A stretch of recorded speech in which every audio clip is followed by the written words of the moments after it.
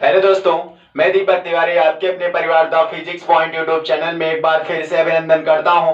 Class 12th के students share करेंगे जिस चीज का आज इंतजार था, उसी चीज को लेकर हम आपके बीच प्रेजेंट हुए हैं। वह चीज क्या है? आपका गॉस थ्योरम। टॉपिक क्या है दोस्तों? Gauss theorem. चलिएगा इस टॉपिक की तरफ चलते हैं। गॉस थ्योरम या इसी को कहते हैं क्या? Gauss law. या पढ़ो गॉस थ्योरम या पढ़ो गॉस लॉ।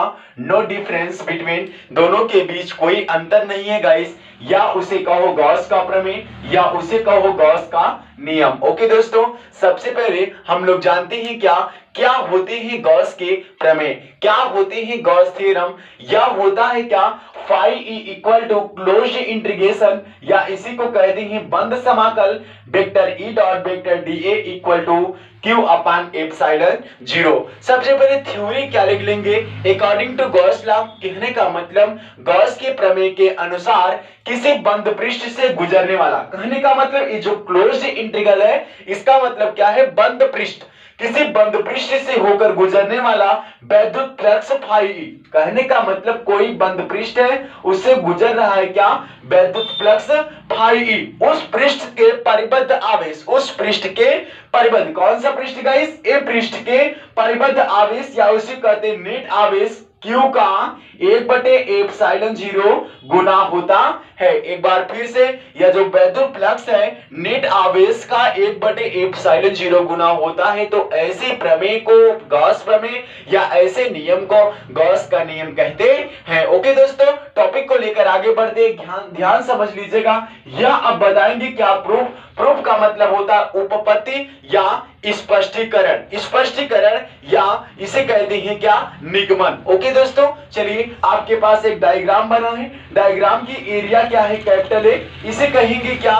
यह क्षेत्रफल है। और इस पूरे पृष्ठ को हम लोग कौन सी पृष्ठ कहते हैं जानते हैं गाइस? गॉसियन पृष्ठ कहते हैं। कौन सी पृष्ठ कहते हैं? गॉसियन पृष्ठ कहते हैं। इस पूरे पृष्ठ को गॉसियन पृष्ठ कहते हैं और इस पृष्ठ के क्षेत्रफल के गॉसियन पृष्ठ के क्षेत्रफल को कहते हैं। ओके दोस्तों, कोई एट ए पॉइंट लिया, पॉइंट का नाम क्या है? ओ। ओ पर चार्ज मैंने क्या रखा?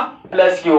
पॉइंट ओ से लेकर small R metre between distance पर एक पॉइंट क्या है? पी, जिस पर आपका एरिया वेक्टर क्या है? डी वेक्टर है। और इलेक्ट्रिक फील्ड क्या है? जिसे कहते हैं वैद्युत क्षेत्र क्या है? Vector E. और उसी पर गाइस यन कैप है, जिस यन कैप को हम लोग कहते हैं क्या जानते हैं? एकांक सदिश कहते हैं। क्या कहते हैं guys?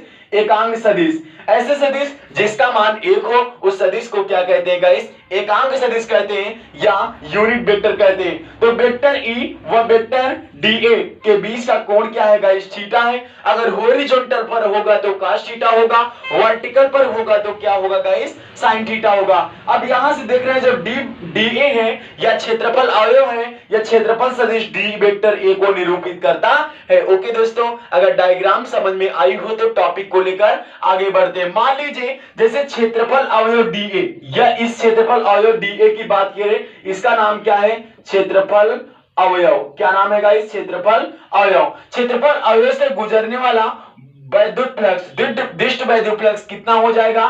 D phi E equal to vector E dot vector D A. D phi E equal to vector E dot vector D A. Guys मैंने एक बात बताई थी क्या कि अगर डी वेक्टर ए रहेगा, डी वेक्टर ए को हटाकर हम उसके स्थान क्या रख लेंगे? D A cos theta. कहने का मतलब वैद्युत क्षेत्र की तीव्रता या क्षेत्रफल वेक्टर के बीच बना कोण क्या होगा गाइस? थीटा।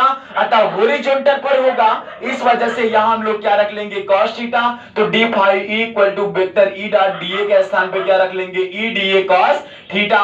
इसको बना लेंगे क्या? Equation number first. अब मैंने बताया था क्या, चूंकि हम जानते हैं सिंस वी नो दैट किसी बिंदु आवेश के कारण वैद्युत क्षेत्र की तीव्रता, it means intensity of electric field due to a point charge क्या होता है? E equal to 1/4 pi epsilon zero into q upon कितना हो जाएगा? R square. अब समीकरण कितने से बताइए दोस्तों? 1 से। जब समीकरण 1 से लेंगे तो क्या मिल जाएगा? डी फाई इक्वल टू 1/एप्सिलॉन0 1/4 पाई एप्सिलॉन0 into q cos theta q बटे आर स्क्वायर हो जाएगा गाइस। कहने का मतलब इस ई के स्थान पे ए टोटल वैल्यू मैंने क्या कर दिया फाइंड, तो बचा क्या लास्ट में डी ए कॉस थीटा। आइए दोस्तों टॉपिक को लेकर आगे बढ़ते हैं। टॉपिक क्या है समझते जाइएगा, जरूर समझ में आएगा। देखिए दोस्तों सबसे बड़ी चीज होता है कॉन्सेप्ट क्लियर करना। अगर डेरिवेशन आपको समझ में आते हैं तो न्यूमेरिकल सॉल्व करने में कोई प्रॉब्लम नहीं होगी, ऐसा मेरा कहना है दोस्तों। टॉपिक कहती है कि आपकी अगर इतना हो जाएगा दोस्तों तो क्या लिख लोगे, D phi E equal to Q बटे 4 पाई एप्सिलॉन 0 इंटू डी ए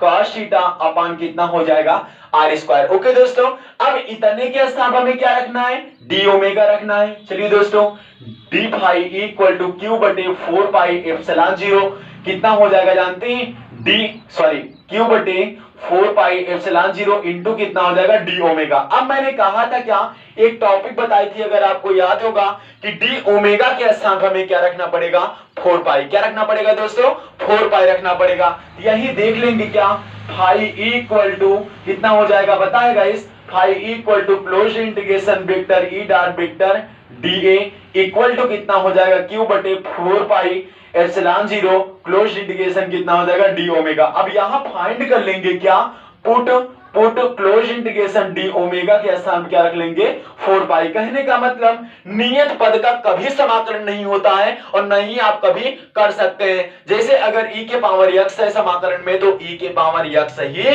होगा। ओके दोस्तों, अब इतने के स्थान पर हमें 4 पाई रखना पड़ेगा, तो फाई इक्वल टू कितना हो जाएगा क्यू बटे 4 पाई एप्सिलॉन 0 और इंटू कितना हो जाएगा 4 पाई से 4 pi cancel, phi equal to Q बटे एप्सिलॉन 0। इसी प्रमेय को क्या कहते हैं गाइस जानते हैं, गॉस का प्रमेय कहते हैं। कौन सा प्रमेय कहते हैं, गॉस का प्रमेय कहते हैं। जहां फाई ई क्या है आपका इलेक्ट्रिक फ्लक्स है, क्यू क्या है जानते हैं नेट आवेश है और एप्सिलॉन 0 क्या है निर्वात में वैद्युशीलता।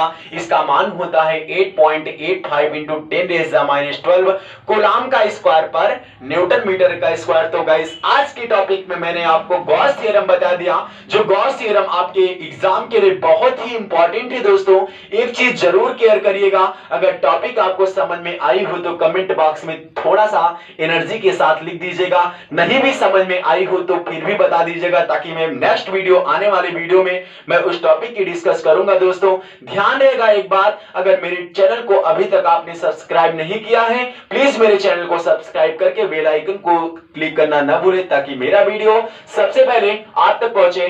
Thank you.